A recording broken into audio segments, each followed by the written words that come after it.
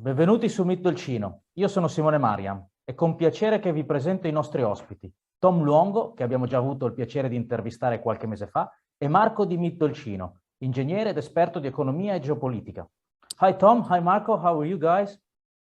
How are you guys? It's good to see you again. Absolutely, it's good to see you again. Thank you for accepting our invitation. So I'd like to start, I want to start our interview with an article that came out recently on Dolcino about inflation. In fact, we see that inflation is rising exponentially around the world. What could be the consequences of this huge growth, both in the United States and in Europe? First, if you want to start, Tom. Sure. I've been handicapping the kind of inflation that central banks hate for a long time now. And that's cost push inflation as opposed to demand pull inflation. The two are very simple. That they like demand pull because they always like to talk about the demand side of the economy. Everything's great and prices are rising because demand is pulling prices higher. And then there's cost push inflation, which is what we have, whereas we have all this money chasing fewer goods being produced and people's costs are rising, and that's pushing prices higher. And we're seeing costs pushing prices higher because of supply chain breakdowns all around the world, thanks to COVID-19 and this insane desire to keep people locked down in their homes, wearing masks and diapers on their face for literally no good reason. And then all we're seeing is now kind of rolling brownouts throughout the economy globally.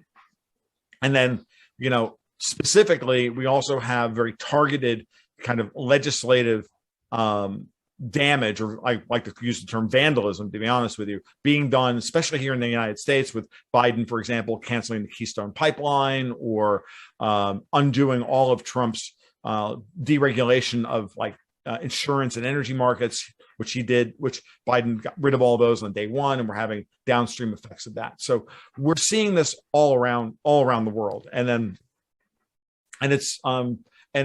we haven't actually gotten into the worst part of the inflation yet, I think. And I know Marco's going to want to speak about this further because we were chatting about this before we went live, that, there's more to it than just that. So, but we'll leave it there. Yeah. You want to comment, Marco? Yeah.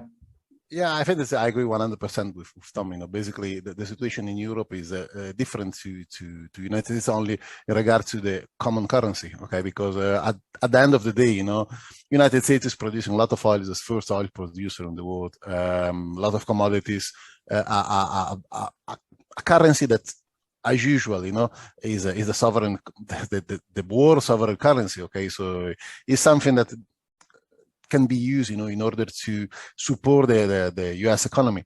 The problem in Europe is that you have Germany that now needs, as Tom was saying before, a stronger currency. For example, Germany would like to have a Deutschmark again today because inflation is really biting. Okay, instead, Southern Europe is in trouble because they cannot afford a kind of new Deutschmark or a stronger euro.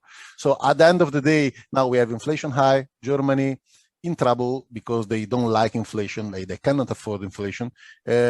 Southern Europe, they cannot afford a strong currency, even higher interest rates. So basically is a paradigm that is broken. Okay, Europe is really, I think that at some stage in the next 6 months, Germany, if the inflation is really biting again, is keeping so strong as I expect, I feel that Germany will ask you to get out of euro. And in addition, take care that if today you have so for example, the official OECD inflation forecast for Italy is about 1% for 2022.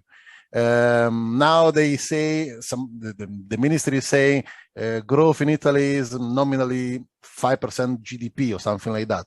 Okay, but if inflation is going to rise up to 5%, the growth is going to be zero. So 5% growth, nominal GDP minus inflation, so is zero. So we are really living very interesting times, but a lot of lies. Many people that don't want to speak about inflation in Europe. Terrible, I would say, especially for Southern Europe, my opinion.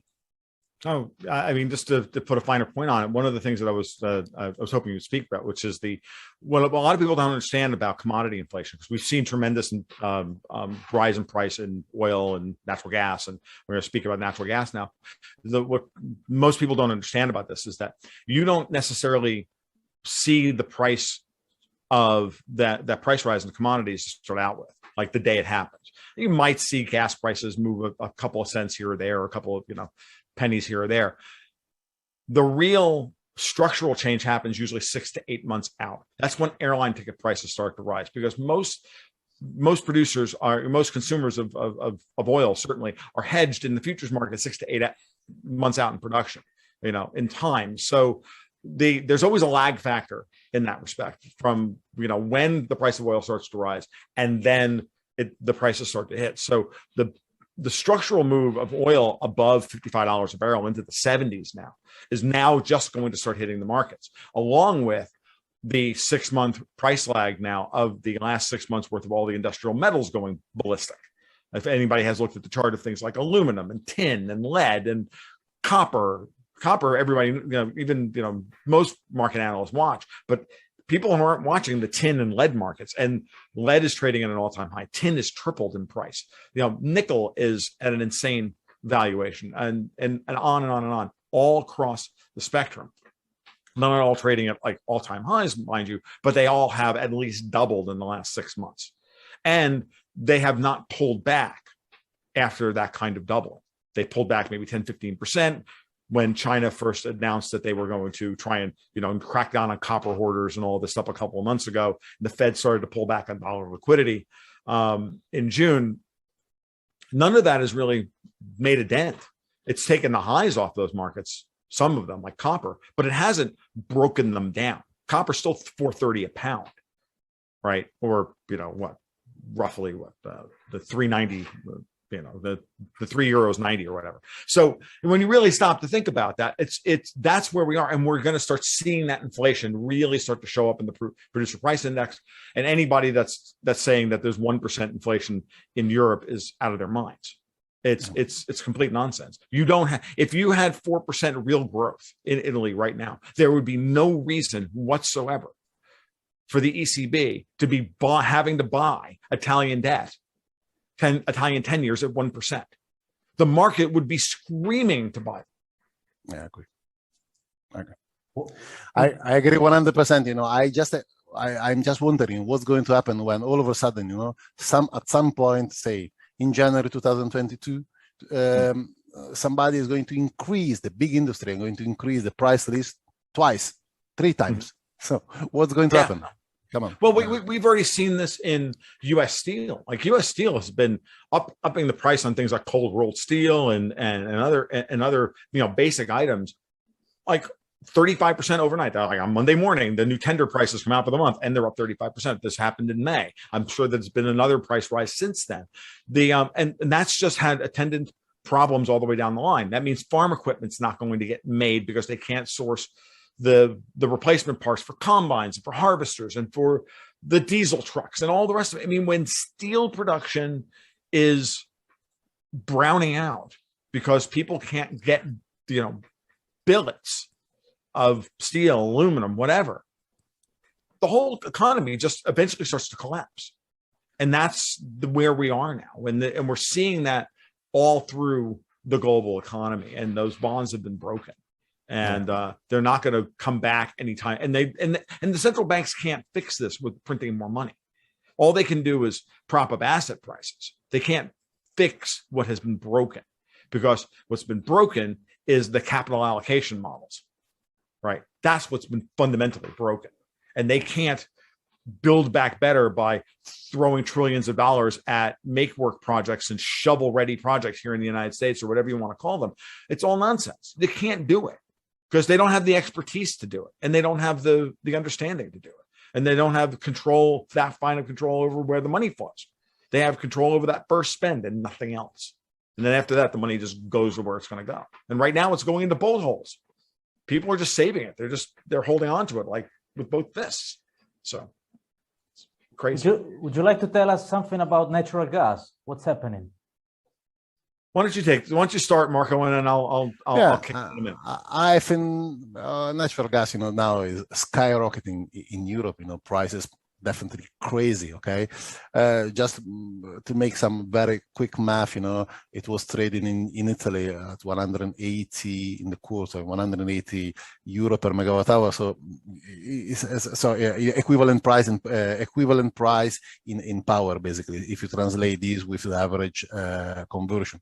So basically, gas is driving high the price of power. Okay, and what's going to happen basically is that all this cost, will be translated into the production. But as was saying before, Tom, everybody now is screaming, oh, why this is going to happen? We haven't seen this, forget about that. It's as Tom was saying, the storage, the gas storage in Europe was empty. So why it was empty? Okay, somebody has to tell us, why it was empty. Then Europe was making some kind of suicide decision, saying, okay, the allocation of CO2 now is not free. You have to pay for that. Okay, so introducing more, say, obligation for CO2. So everybody is buying CO2. Okay, so but it's not something that happened because of normal market behavior, but because of some absolutely stupid decision not to fill the storage first, and then together with this, there was the decision of EU to impose more, say, need for CO2 credit. Okay, so the price was going high. So it's not normal. So it's something that, in my opinion, is related to Nord Stream, and because Nord Stream, Germans have to justify the Nord Stream, so price is the best way to justify Nord Stream, but maybe the price is overdue. So let's see how they can sort out this issue. And I don't know what you think about that. I mean, as far as Nord Stream, there's so many angles to talk about the Nord Stream 2 pipeline, right? The political angle on it is very obvious. There's Ukraine and Poland and Germany and yada yada yada. But your point is very well taken, that the Germans are okay with, letting the price of gas rise a little bit. So I think, in order to justify why Nord Stream needs to be online. And the big question is, as you pointed out, is why were European gas stores so low coming into this summer when gas was, trading in a historic low last year, and they could have filled all the tanks, and they didn't do so. And that seems like a willful, and I mean, it's either willful or incompetent. Now, no one ever went broke underestimating the incompetence of the European Commission and European leadership. So that's valid, right? Or it could have been malicious and thinking that, well, if we leave stocks in gas stocks in Europe low, the price will rise a little bit, and that'll help the Germans justify pushing Nord Stream 2 through the various layers of bureaucracy. It still has to get through in order to become fully operational and exempt from the third European gas directive and all that literal nonsense. Because now the last hurdle, the last pipe was welded together, and they're testing the pipeline now and getting it ready for delivering gas. But the last hurdle, of course, to its full operation is that the EU's third gas directive says that the owner of the pipeline can only deliver up to half the gas that the pipeline can handle. The rest of it must come in through other operators. Now, there are no other operators that want to tie into Nord Stream 2. As you pointed out to me, informed me of before we started recording, Norway's new leftist government is shutting down oil production because, they're good greens. So we're going to take all that oil and all that natural gas off the market. Really? Okay. That's interesting. So, where does this leave us? It leaves us with the European Union trying to shake down Gazprom yet again to say either sell the pipeline or, only ship half the gas. Look, the Russians are going to sit there and go, well, it's $7 an MCF right now, a million cubic feet, or BCM, billion cubic meters. Yeah, okay. Call me when it's 12, and we'll ship another. We'll be happy to ship you the other 27.5 billion, BCMs that the thing's capable of next year. That's good, because I've got pipelines to build over across Afghanistan into China. Like, and into Pakistan and everywhere else. And they're building power stations all across Central Asia. So Gazprom doesn't really care. And they've made this, and the Russians have made this abundantly clear that they don't care. They have literally told the EU, hey, if you don't like Nord Stream 2, we'll finish the pipeline and leave it empty if we don't like the terms of the arrangement. Because they've made enough, because understand, Nord Stream 2 is an $11 billion project. And the Russian trade surplus last month was $20 billion. So 2 weeks worth of Russia's trade surplus went into building Nord Stream 2. They could write it off as a country and not care and not even notice. This is how silly all of this is. Okay. But the importance of Nord Stream in order to keep the European economy from collapsing is important. And to your final point, Marco, about Germany's political position, we're 2 weeks out from German elections. Gas prices are through the roof. Nominally, the Germans are going to give us the hardest left government we've ever seen out of the Germans. Likely an SPD, Green, possibly Die Linke coalition government. And if not, then it'll be another grand coalition between the Social Democrats and the CDU, who have moved far left anyway, and probably the Greens, just to secure a super majority, and just to make it abundantly clear that Merkel wants the Greens to run the country from a minority position, and they will, because that's what they've already done. So, and the German people don't want this, but they seem to want to vote for it because they can't bring themselves to vote en masse for the minor parties. They just can't do it. So one of two things has to happen: either the German elections are going to be a real surprise, and we're going to be stuck with like 5 months worth of limbo, right? Where we don't know what the government's going to look like. I mean, that's what we hope, actually, that's what happens, because the last thing we want is to see the CDU win it in a walk. That would be, not the CDU, the SPD win it in a walk. That would be terrible. And then inflation takes off, and the Germans try to put the brakes on everything, and they can't. And then what happens? Do the German people lynch their government? Because it's a good question. Or will they just go along with it? They're betting, by the way, in Brussels, that the German people just go along with it. That's what they're betting. Okay. We'll see. I'd like to ask you, because you mentioned Germany, because you wrote, Marco can comment this as well, that we are rapidly approaching the division of the European Union into a northern currency bloc led by Germans, Dutch, and Danes, and the southern currency bloc composed of the countries financially weakened by the unstable structure of the euro, Italy, France, and Spain. And you said Italy is the prize. Yes. The one country that both sides would like to have with them to validate their vision of the future. I agree. I ask you, what does it mean that Italy is the prize? Well, Italy's the second largest economy in Europe. It's arguably the oldest economy, functional economy in Europe, right? I mean, Italy is absolutely the prize. I mean, culturally, it's still, y'all are still relatively stable compared to what's happened to the Germans. What's happening to the French are no longer even French. So Italy is the key to this whole thing. And as of right now, Italy is being controlled by the French wing of the European Union. At this point, it's really boiling down to France versus Germany, whose vision of the European Union is going to win out, right? And Germany is led by a bunch of traitors like Merkel, who want to hand Germany over to the French. Nominally, what I would call the Davos crowd, because that's who Merkel works for. So the same kind of thing is happening in Germany that's happening in the United States. They're being forced, the people are being forced against their will by a manipulated government into doing what they don't want to do. And it's causing tremendous problems. If the Germans finally rise up and say, enough, we don't want to go there, if they finally put their foot down and say no more, it will force everybody to make a decision.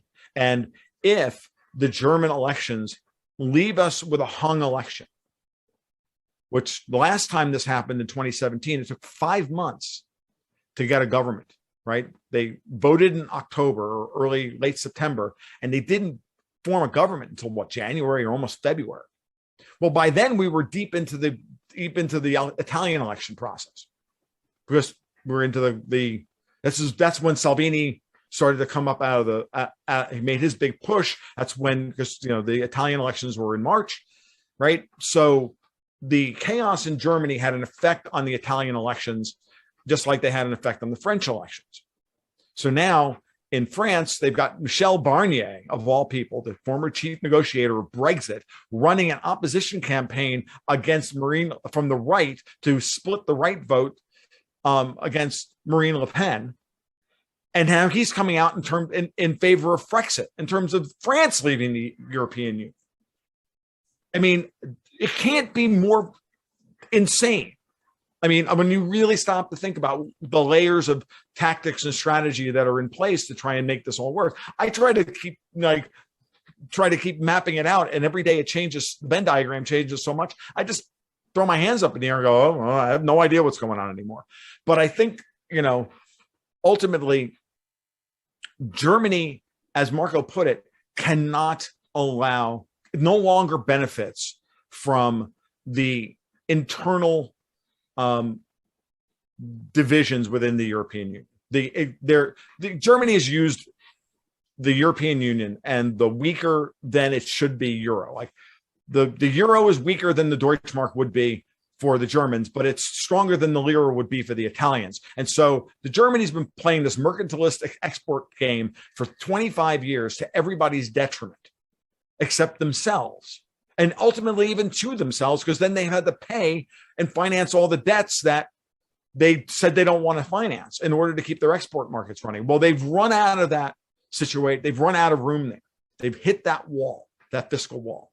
Debt to GDP is off the charts. They're owed trillions of dollars in Target 2 liabilities and all the rest of it. And they understand that. And the Bundesbank also understands it. And so does the German industrialist class that backs the CDU, the Christian Democratic Union, nominally Merkel's party. And they don't want this anymore. They're out in Die Welt saying, the hell with Italy, we have to deal with inflation. That's like the biggest statement of purpose I've seen from the German industrialist class since they demanded Nord Stream 2 back in 2015, to bring this conversation all the way back around. So at some point, if France and Germany cannot make it work, then the best thing is for the Germans and the frugal five or frugal six or whatever you want to call them to leave the at least leave the euro. And if that happens, then the European Union itself starts to collapse, because who else is going to finance what's happening? The euro has to drop to 70 cents. All that sovereign debt on the ECB's balance sheet has to be written down 40, 45, 50%. How are you going to balance that? How are you going to balance those books? I think that I agree 100% with Tom. I also want to add one thing about Europe and Europe. Energy transition. The way that has been, designed and performed is one of the most insane action that I have ever seen in the history book. Because basically what we are saying, we are imposing something that is not ready, okay? A new technology that is not ready. It costs a huge amount of money. It's increased the price a lot, because imagine substituting all the oil with gas. Now the gas is where it is, imagine in the future, So basically, if you look on a thermodynamical point of view, economic point of view, and so on, is very badly designed. You cannot make a transition of this stage in just 6 or 10 years, okay? It makes no sense. And the technology is not there, at least with the information that we have, because either Germany has a new nuclear technology that doesn't want to tell us, okay, possible. But with the actual technology, it's not going to work, So take care that Europe is disintegrating itself, in the same way, more or less in the same way as it did in a different way, but 75 years ago, because it's not working. Okay, the way Europe, if Germany won the last World War, was not working the same way as it was not working in Europe today, you know, because it's badly designed on economic point of view. It's impossible, coming back to what Tom was saying, that somebody is making money, is taking advantage from a European structure, and other countries are losing a hell of money, and people is starving. Okay, it's not making any sense, you know, to me. So we need really to understand what's behind. But I think it's a dangerous game today at this stage, in my opinion. I don't know what to think about. It's incredibly dangerous. I think that it's also incredibly irresponsible. But that's what we're dealing with. We're dealing with people who are living in their heads and not living in the real world. I've come to the conclusion that most of the people who are running this operation, whatever you want to call it, COVID, this, they've all lost complete control of their faculties. Like, I look at Nancy Pelosi in the United States, I look at General Milley, these people that were so insane over Donald Trump, that when we get a picture of what they actually thought was going on and what was their perception of reality of Trump as president, broke them to the point where they don't have any control over their faculties. I believe the same thing has happened with Klaus Schwab, George Soros, Bill Gates, and the rest of them. They have so thoroughly convinced themselves of things that are fundamentally not true. Yeah, that they are just putting everything, they just got a flow chart of decisions where our goal is to get here, and this is how we're going to get there. I mean, they've got a flow chart of decisions of how to get there. And I'm dead serious when I say this, because they have their models, they have their plans, and nothing will dissuade them from this. Mario Draghi is exactly the same way. So is Christine Lagarde, so is Ursula von der Leyen and Charles Michel and all the rest of them.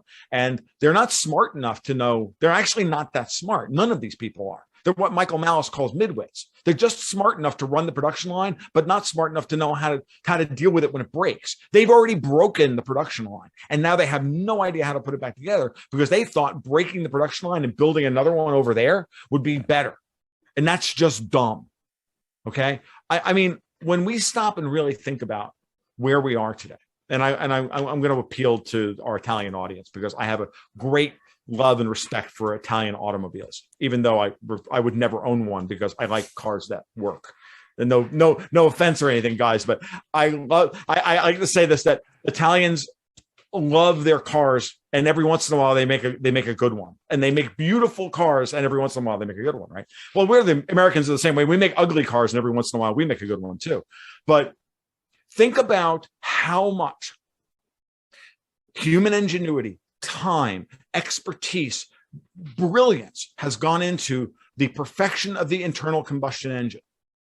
And these people just want to throw that 125 years worth of accumulated knowledge away because, well, electric motors are better and we can't afford oil anymore. Like, we can run internal combustion engines on hydrogen.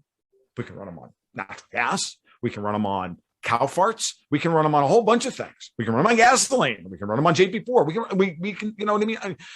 We run on diesel fuel, right? Like, we have all of this accumulated knowledge, and these people just want to throw it away, right?